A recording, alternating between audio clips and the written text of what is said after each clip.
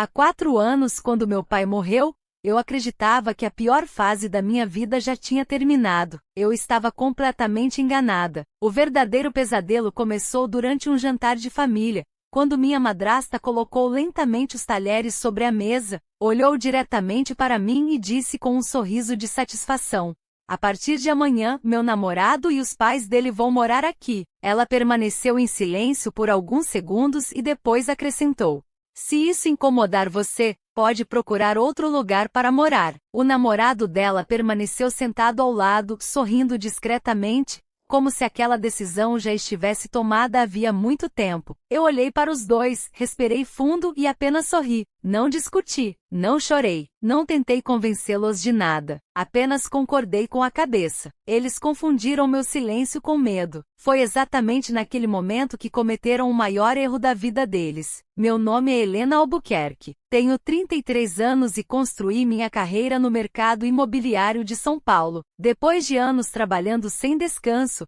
consegui preservar a casa que meus pais conquistaram com muito esforço. Cada documento daquela propriedade estava legalmente em meu nome, embora minha madrasta gostasse de agir como se fosse a verdadeira dona. Depois da morte do meu pai, permiti que ela continuasse morando ali por respeito à memória dele. Durante anos fui eu quem pagou os impostos, a manutenção, os funcionários, a segurança e todas as despesas da residência. Nunca pedi nada em troca. A única coisa que esperava era respeito. Naquela noite percebi que ela nunca teve essa intenção. Quando terminei o jantar, subi para o meu quarto com a mesma tranquilidade de sempre. Antes de dormir, fiz apenas uma ligação para a única pessoa em quem confiava completamente: meu advogado. Na manhã seguinte, pouco depois das 9 horas, 3 enormes caminhões de mudança estacionaram diante do portão principal. Deles desceram o namorado da minha madrasta, os pais dele e vários funcionários carregando móveis, caixas e eletrodomésticos. Pela câmera de segurança instalada na entrada da propriedade, acompanhei tudo em silêncio enquanto tomava café no meu escritório. Algumas horas depois, quando finalmente tentaram entrar na casa, meu telefone começou a tocar sem parar. Primeiro minha madrasta, depois o namorado dela. Quando atendi, ouvi apenas uma voz desesperada do outro lado da linha: "Helena, o que foi que você fez?" Desliguei a ligação sem responder à pergunta. Não havia motivo para explicar nada naquele momento. Enquanto eles gritavam do lado de fora da propriedade, eu permaneci sentada no meu escritório,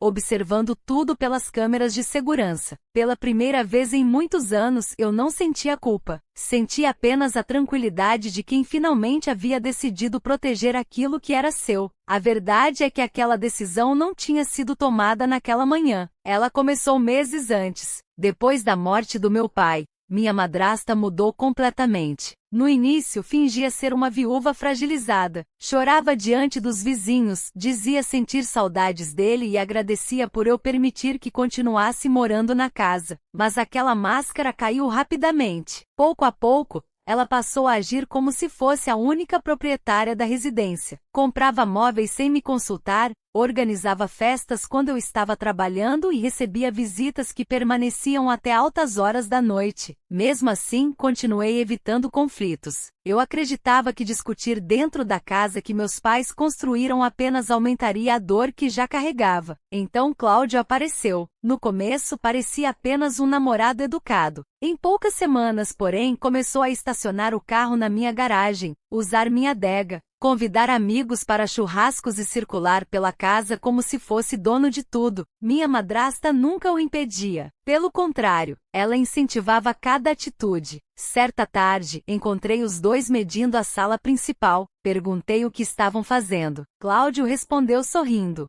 "Estamos pensando onde vai ficar a televisão nova." Olhei para ele sem entender. "Que televisão?" Ele respondeu naturalmente: "A nossa." Naquele instante percebi que eles já faziam planos para uma casa que nunca lhes pertenceu. Alguns dias depois, ouvi minha madrasta comentando ao telefone que a residência era grande demais para apenas 2 pessoas e que, muito em breve, haveria espaço para toda a família. Ela nunca imaginou que eu escutaria aquela conversa. Foi exatamente naquele dia que marquei uma reunião com meu advogado, Dr. Marcelo Azevedo. Sentados em seu escritório na Avenida Paulista, entreguei toda a documentação do imóvel. Marcelo analisou cada página com muita atenção. Depois de quase 1 hora de leitura, fechou a pasta e olhou para mim. Helena, juridicamente esta propriedade pertence exclusivamente a você. Não existe qualquer documento que dê à sua madrasta ou ao namorado dela qualquer direito sobre esta casa. Respirei aliviada. Então fiz apenas uma pergunta. E se eles tentarem permanecer aqui mesmo assim? Marcelo respondeu sem hesitar. Então vamos agir antes que eles consigam transformar um abuso em um problema muito maior. Na mesma semana, autorizamos discretamente a troca completa do sistema eletrônico da propriedade. Todas as fechaduras digitais foram substituídas. Os antigos códigos de acesso foram cancelados. Novas permissões foram registradas exclusivamente em meu nome. Nenhuma dessas mudanças chamou a atenção da minha madrasta. Ela estava ocupada demais planejando a chegada do namorado e dos pais dele. Mal sabia que, enquanto organizava a mudança deles, eu preparava silenciosamente o fim daquela ilusão. Meu telefone continuava tocando sem parar. Primeiro minha madrasta, depois Cláudio, em seguida, um número que eu não conhecia. Atendi apenas uma ligação. Do outro lado, Cláudio falava aos gritos. Helena, abre esse portão agora. Os caminhões estão esperando há horas. Você enlouqueceu. Olhei calmamente para a tela onde as câmeras mostravam os 3 caminhões parados diante da propriedade. Respondi com serenidade. Não existe nenhum problema com o portão. Ele está funcionando exatamente como deveria. Então por que ninguém consegue entrar? Porque ninguém aí tem autorização para entrar. Antes que ele respondesse, desliguei. Poucos minutos depois, recebi uma mensagem do Dr. Marcelo. Estamos chegando. Abri a câmera posicionada na entrada principal. Um carro preto estacionou diante do portão. Dele desceram meu advogado,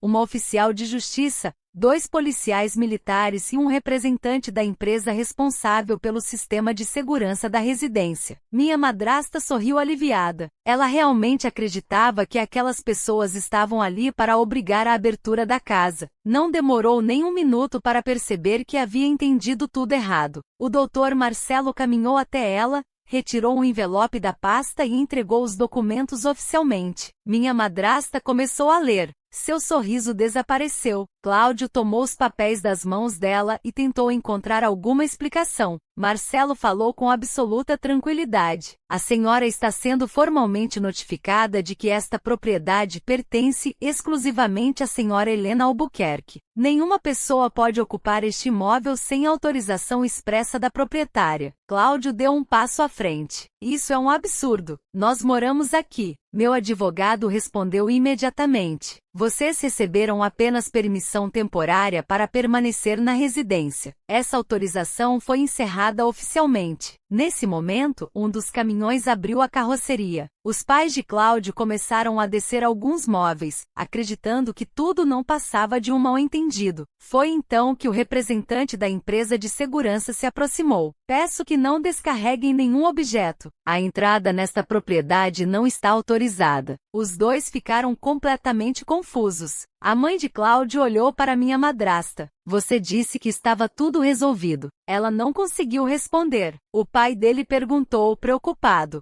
Nós vendemos nossa casa. Para onde vamos agora? O silêncio tomou conta do lugar. Naquele instante, todos perceberam que haviam tomado uma decisão irreversível baseada apenas nas promessas da minha madrasta e de Cláudio. Minha madrasta começou a chorar. Tentou se aproximar do portão eletrônico, pressionando repetidamente o painel de acesso. Nada aconteceu. O sistema reconhecia apenas minha autorização. Ela pegou o telefone e ligou novamente. Desta vez, resolvi atender. Helena, por favor, vamos conversar. Eu posso explicar. Respirei profundamente antes de responder. Você se lembra do jantar de ontem? Ela permaneceu em silêncio. Quando você decidiu que outras pessoas morariam na minha casa, você perguntou a minha opinião. Ela começou a chorar ainda mais. Continuei falando sem elevar a voz. Você confundiu educação com fraqueza, confundiu respeito com submissão, e acreditou que poderia decidir o meu futuro dentro da casa que nunca pertenceu a você. Do outro lado da linha, não havia mais gritos, apenas silêncio. Antes de encerrar a ligação, fiz questão de dizer apenas mais uma frase. Hoje vocês descobriram que generosidade nunca foi sinônimo de falta de limites. Desliguei o telefone. Enquanto observava tudo pelas câmeras, vi minha madrasta abaixar lentamente a cabeça, enquanto Cláudio olhava desesperado para os 3 caminhões parados diante do portão. Eles finalmente entenderam que não tinham perdido apenas uma casa. Tinham destruído com a própria ganância a única oportunidade de continuar fazendo parte da minha vida. Naquela tarde, permaneci no escritório até ter a confirmação de que os 3 caminhões haviam deixado a frente da propriedade. Somente então voltei para casa. Quando atravessei o portão principal, senti um silêncio que fazia anos que eu não experimentava. Pela primeira vez desde a morte do meu pai, aquele lugar parecia novamente um lar. Caminhei lentamente pela sala, passei a mão sobre a antiga estante de madeira construída por ele e respirei fundo. Eu havia protegido não apenas uma casa, eu havia protegido a história da minha família. 2 dias depois, o Dr. Marcelo me ligou. Helena, achei que você gostaria de saber como as coisas terminaram. Segundo ele, logo depois de saírem dali, Cláudio e os pais dele descobriram toda a verdade. Minha madrasta jamais contou que a casa nunca esteve em seu nome. Ela fez todos acreditarem que poderia decidir quem moraria ali porque imaginava que eu jamais teria coragem de enfrentá-la. Quando os pais de Cláudio perceberam que haviam vendido a própria casa por causa de uma promessa que nunca existiu, ficaram completamente revoltados. Ainda naquele mesmo dia, eles responsabilizaram o próprio filho por toda a situação. A discussão aconteceu no estacionamento onde os caminhões estavam parados. Motoristas, vizinhos e funcionários da empresa de mudanças presenciaram tudo. Cláudio tentou culpar minha madrasta. Minha madrasta tentou colocar toda a culpa nele. No final, ninguém assumiu responsabilidade pelas próprias escolhas. Poucas semanas depois, o relacionamento dos dois terminou definitivamente. Sem uma casa para morar e sem qualquer estabilidade financeira, cada um precisou reconstruir a própria vida. Os pais de Cláudio conseguiram alugar um pequeno apartamento em Campinas para recomeçar. Cláudio encontrou trabalho como vendedor em uma concessionária de veículos, enquanto minha madrasta alugou um apartamento simples na zona norte de São Paulo e começou a trabalhar como recepcionista para pagar as próprias despesas. Pela primeira vez, ela precisou viver sem depender do patrimônio de outra pessoa. Alguns meses depois, recebi uma carta escrita à mão. Era dela. Dentro do envelope havia apenas um pedido de desculpas. Ela dizia que finalmente havia entendido quanto sofrimento causou desde a morte do meu pai. Também admitia que confundiu minha paciência com fraqueza e meu respeito com obrigação. Li cada linha com calma. Depois dobrei a carta novamente, coloquei-a de volta no envelope e a guardei em uma gaveta. Não por raiva, mas porque algumas feridas cicatrizam sem que seja necessário voltar ao passado. Com o passar do tempo, comecei a transformar completamente a casa. Reformei os quartos, renovei o jardim, troquei os móveis que carregavam lembranças dolorosas e criei um escritório com vista para o lago, onde passei a administrar meus investimentos imobiliários. Também fiz questão de ajudar Dona Teresa, nossa antiga governanta. Ela dedicou quase 20 anos de sua vida à nossa família e esteve ao lado da minha mãe até o último dia. Comprei um apartamento confortável em seu nome e garanti que nunca mais precisasse se preocupar com aluguel ou insegurança financeira. O sorriso dela naquele dia valeu muito mais do que qualquer negócio milionário que já fiz. Um ano depois, sentei na varanda da casa durante o pôr do sol. O vento balançava as árvores do jardim exatamente como acontecia quando meu pai ainda estava vivo. Segurei uma xícara de café e sorri. Naquele momento compreendi que a verdadeira herança que meus pais deixaram não era aquela casa. Era a coragem de defender aquilo que construíram com honestidade. Minha madrasta acreditou que poderia decidir o meu destino. Acreditou que bastava uma ordem para que eu abandonasse tudo pelo que meus pais trabalharam durante toda a vida. Ela estava completamente enganada, porque uma pessoa pode até tentar ocupar o seu espaço, mas jamais conseguirá tomar aquilo que você protege com coragem, dignidade e respeito por si mesma. Naquela noite, fechei a porta da minha casa com absoluta tranquilidade. E pela primeira vez em muitos anos, tive a certeza de que ninguém jamais voltaria a decidir o meu futuro dentro do lugar que sempre pertenceu à minha família. Meu lar continuava exatamente